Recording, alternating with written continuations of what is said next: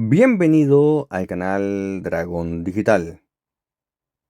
En este video justamente vamos a ver un proceso de migrar todo el contenido de WhatsApp y contenidos del teléfono Android a iPhone mediante un programa que se llama trasladar a iOS de iPhone, hacer traslado de toda la información. Para ello tenemos primero que resetear el teléfono iPhone. Vamos a ir a configuración, que está arriba a la derecha. Este icono es configuración. Presionamos sobre configuración, puede estar también abajo, no importa, pero tienes que presionar. Una vez en configuración nos aparece estas opciones. Vamos a tener que bajar un poco, pero no está tan abajo, ¿eh? Está en la opción general. Acá lo aumentamos para ver. Ahí está la opción general. Presionamos. Una vez dentro, vamos a la opción de abajo, transferir o restablecer iPhone. Una vez ahí nos va a aparecer esta opción. Prepara tu iPhone nuevo. Asegúrate de que todo esté listo para transferirse a tu nuevo iPhone, incluso si no tienes suficiente espacio en iCloud para el respaldo. Presionamos en el botón empezar. Al presionar nos debería mandar esta pantalla. Presionamos en la opción restablecer toda la configuración. Al hacer eso nos va a mandar directamente a una opción de si queremos borrar también la eSIM o no.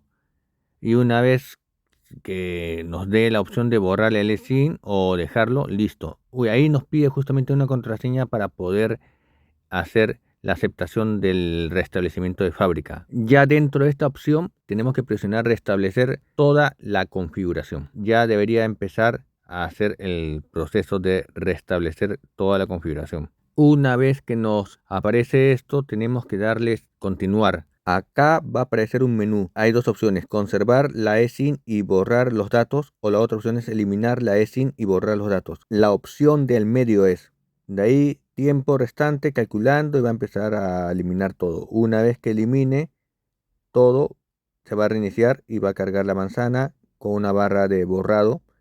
Y una vez va a empezar a configurar nuevamente el teléfono iPhone, va a empezar a correr otra vez la manzana.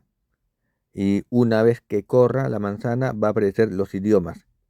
Acá ponemos español o el idioma que queramos. Configura rápidamente el iPhone y va a decir qué tipo de red queremos. Lo ponemos el tipo de red.